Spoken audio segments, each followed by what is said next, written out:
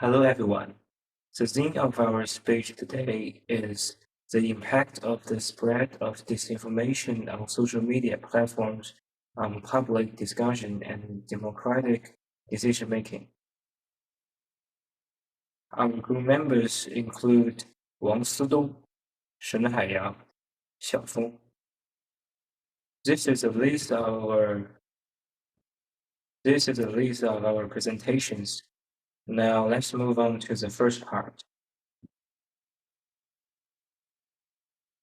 With the popularity of the internet and social media, the way in which information is disseminated has undergone fundamental changes. Social media not only provide individuals and organizations with new platforms for communicating and sharing information, but also creates the conditions for the emergence of new modes of information dissemination and social phenomenon. At the same time, however, social media has also become opted for spread or for false information with far-reaching consequences for individuals and society. The dissemination of false information may not only mislead the public and influence their judgment and decision-making, but may also pose a threat to social stability and public safety during major events and crises. For example, during the COVID-19 pandemic, the dissemination of false information has a negative impact on the public health response and the promotion of vaccination. Now is the second part, case study selection and criteria. Our theme focuses on the spread of disinformation on social media platforms and its impact on public discussion and democratic decision-making. So the COVID-19 pandemic is a relevant and timely example of this phenomenon because it comes with huge amount of misinformation and disinformation that affect the global public health response and individual behavior.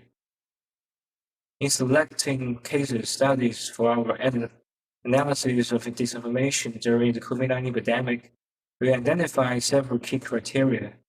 Each case study has to have a clear instance of disinformation with significant reach and a demonstrable impact on public behavior or policy. The criteria also demanded diversity in types of disinformation, from treatment methods to conspiracy theories, ensuring a broad understanding of disinformation facts.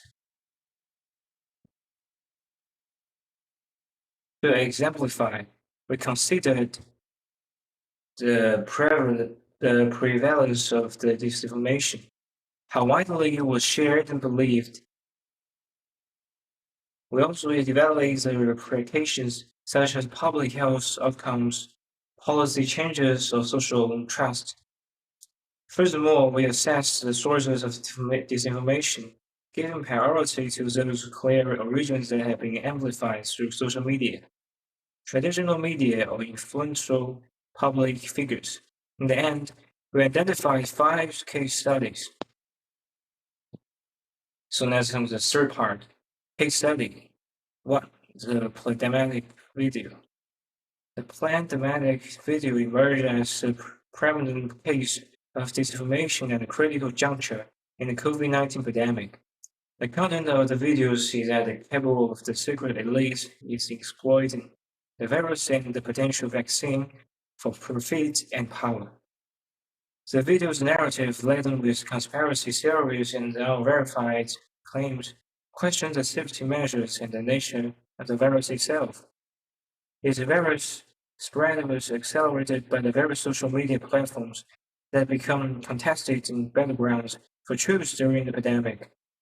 The New York Times focused on the video spread in Facebook using data from CrowdTangent, a tool to analyze the interactions across the social network. On Facebook, pandemic was liked, commented, or shared nearly 2.5 million times, according to the CrowdTangent data. On the afternoon of May 5, 2020, Dr. Christine Norsap, a women's health physician, shared pandemic with his nearly 500,000 Facebook followers. Dr. Norsap who has developed a following from his appearance as a medical expert, however, has previously expressed misgiving about the vaccines.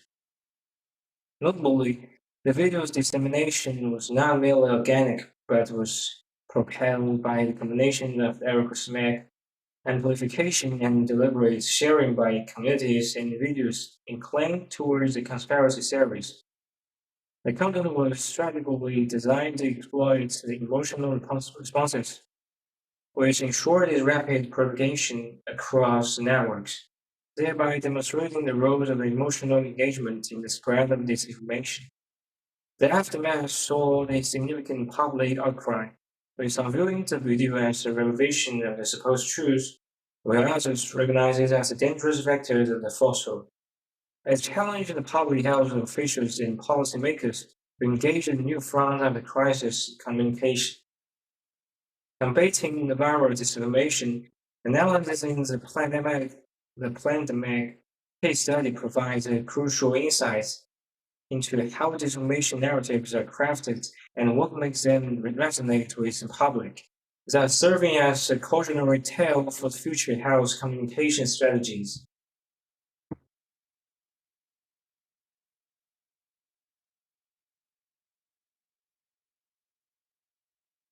Now comes to case study 2, hydroxychloroquine as a treatment. The promotion of the hydroxychloroquine as a potential treatment for COVID-19 provides a clear example of how misinformation can stem from preliminary scientific discussions and being amplified into widely accepted truths. Initially mentioned in small-scale studies and political endorsements, hydroxychloroquine rapidly became a household name, with many touting as a cure despite insufficient clinical evidence. The wave of misinformation was fueled by high-profile figures in the media outlets, leading to a surge of demand and subsequent shortages for those who buy the medication for established treatments. The case study epitomized the challenges of rapid information dissemination during the public health crisis, where the preliminary findings can be prematurely adopted by the public without proper vetting by the scientific community. The reference to the new reports and scientific articles will demonstrate the divergence between the media reporting narratives and scientific consensus, revealing the complexity of managing public health information. Its case underscores the need for a measured approach to communicating scientific uncertainty and the importance of reinforcing the public's understanding of the scientific process. When it comes to the case study 3, 5G technology and virus transmission methods. 5G phone masts are being set alight in the UK after online conspiracy theories as it is literally linked to cell towers and the coronavirus pandemic. The BBC reported that at least three 5G towers were set alight within the last week, and the police with fire services were called to extinguish the fires. The unfounded association of the 5G technology with the spread of COVID-19 exemplified the unique strain of disinformation that merged technology skepticism with the health fears. The myth, which suggested that 5G cellular networks contributed to the transmission of the virus, led to the widespread misinformation campaigns, including the vandalization of 5G towers by individuals swayed by these claims. This case study highlights the role of the online platforms in accelerating the speed of the technologically focused and underscores intersection of the scientific literacy and conspiracy thinking, which can catalyze the harmful actions. Analyzing these cases reveals the complexities involved in the countering disinformation that taps into the pre-existing public fears and the challenge of addressing the rapid spread of such messages.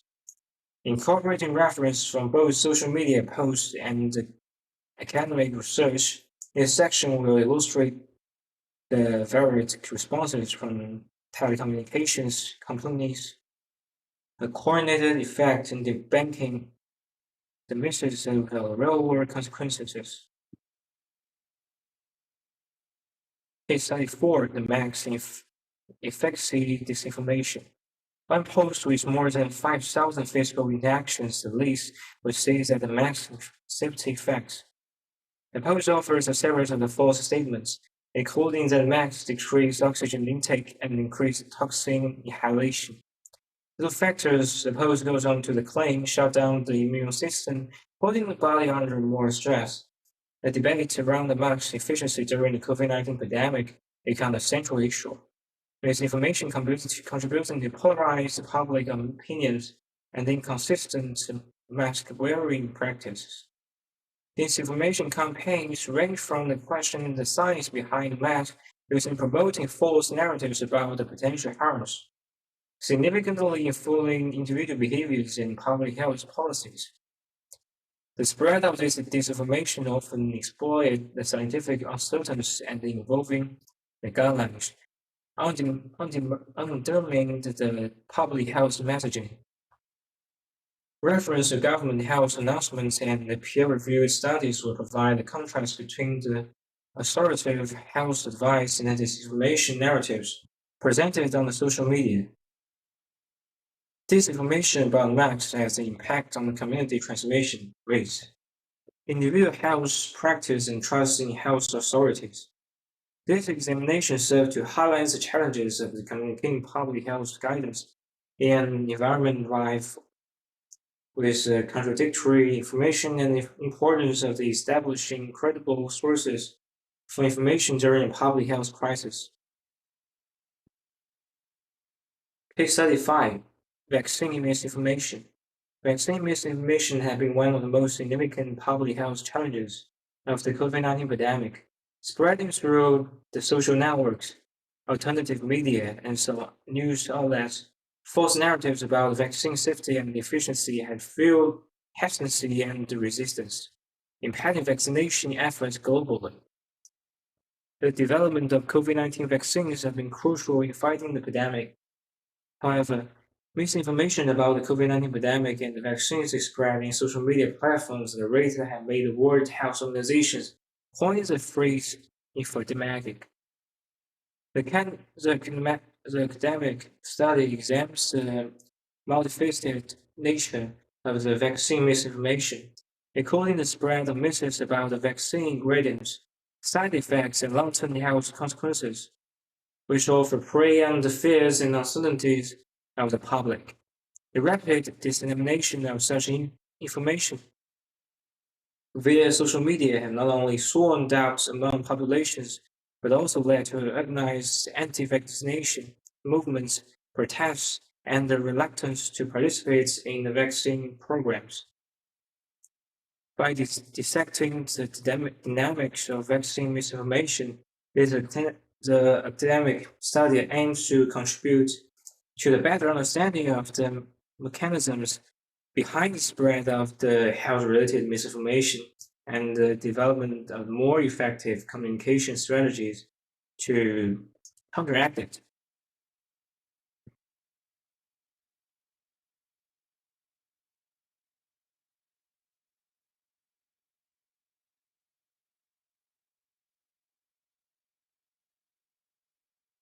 Synthesis and comparative analysis.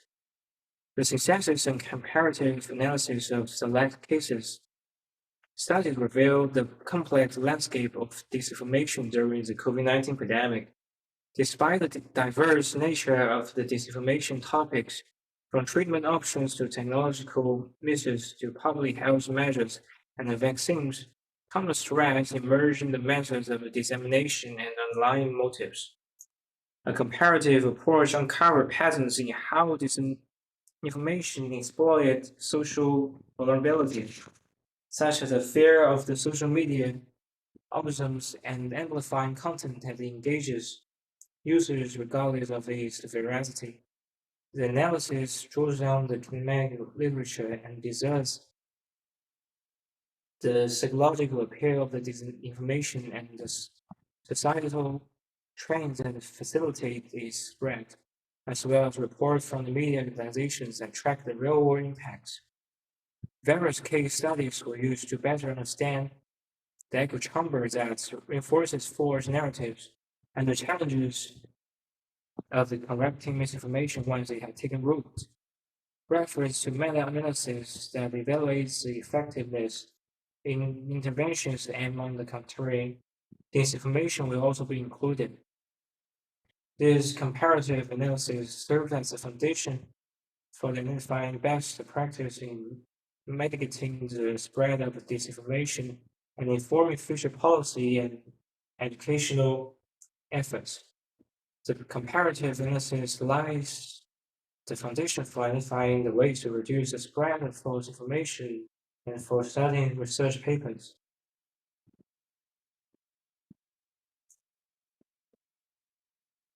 Summary of case studies.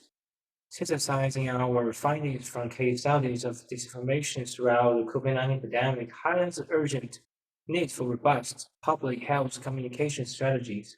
The case studies shed light on the far-reaching impact that disinformation can have on public health initiatives, social trust, and the overall management for health crisis. Each case study provides unique insights into the mechanisms of disinformation dissemination, the loopholes it exploits, and the far-reaching consequences for the entrenchment in public discourse. The interplay of the social media algorithms, echo chambers, and the human psychology creates a fertile ground for disinformation to flourish. Our comparative analysis suggests that the proactive and transparent communication by trusted authorities, coupled with the critical media literacy among the public, is essential in combating the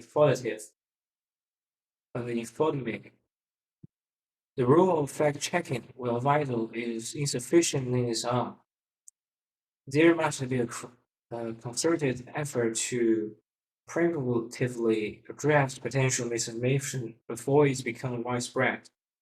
Moving forward, the lessons learned here highlight the importance of interdisciplinary approach and bring together technology, psychology, and health communicating device strategies that can effectively counteract disinformation.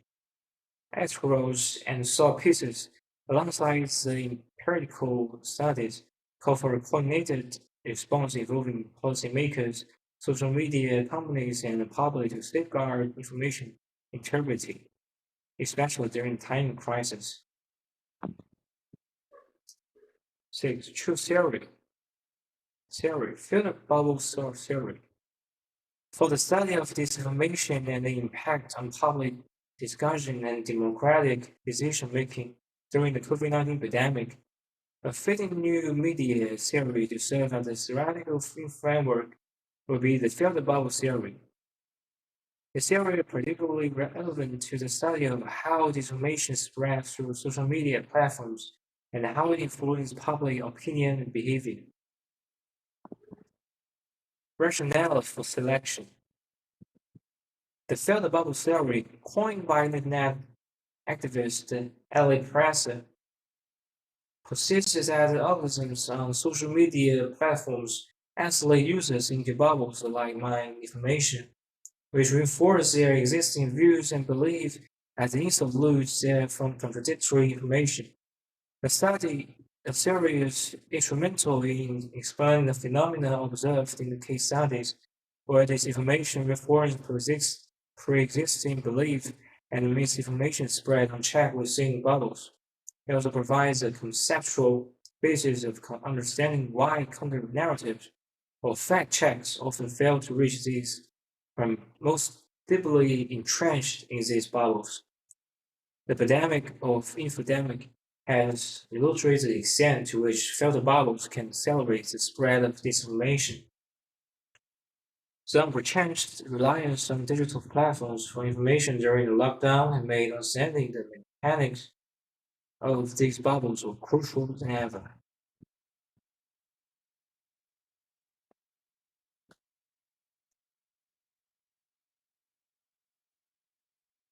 Description and theory. Research question. Based on the case studies and the filter bubble theory, here are 3 research questions that could guide the investigation into the public understanding of the issue. How have filter bubbles on social media platforms shaped public presentation, and understanding of COVID-19 related disinformation. To what extent does exposure to disinformation within social media filter bubbles correlate with public adherence to health guidelines during the pandemic? 3. What does the perceived impact of filter bubbles of the public's ability to discern the credible information regarding COVID-19 from the disinformation? These questions are designed to probe the influence of the social media algorithms in creating echo chambers that could distort public understanding of the health-related issues and how this influence behavior and trust in health authorities. They all aim to explore the relationship between the information presented in filter bubbles and the public response to the pandemic. For research, question 1, can you describe how are the filters bubbles on social media platforms shape public presentation and understanding of COVID-19 related disinformation? Can you describe what kind of COVID-19 information you commonly encounter in your social media feeds? How often do you come across opinions of information that contradicts the COVID-19 information you usually see? Do you feel that the information you see on social media about COVID-19 is diverse in perspective?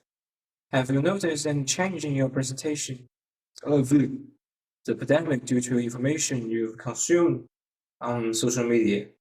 How do you decide what COVID-19 information to trust on social media?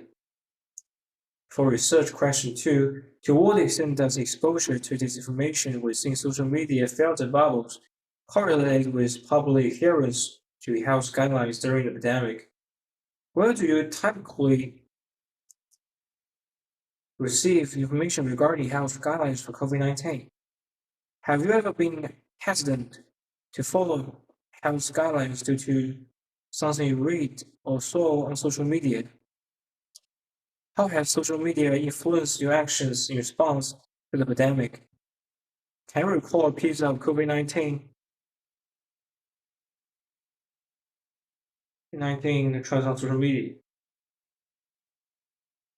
Do you discuss COVID-19 health guidelines with friends or family, and do these discussions involve information gathered from social media? For research question 3, how do you differentiate between credible and non-credible COVID-19 information on social media? Have you ever found yourself unintentionally spreading information that later learned was incorrect? In what ways do you think social media may have affected public opinion about the COVID-19 pandemic? Do you believe social media companies should play a role in filtering COVID-19 information? Why or why not? How do you think your own views on COVID-19 have been shaped by the information you encounter online? These interval questions are intended to draw out the qualitative data about the interviewer's experiences and perceptions, which can then be analyzed in relation to the filter bubble theory and the spread of disinformation during the COVID-19 pandemic. The general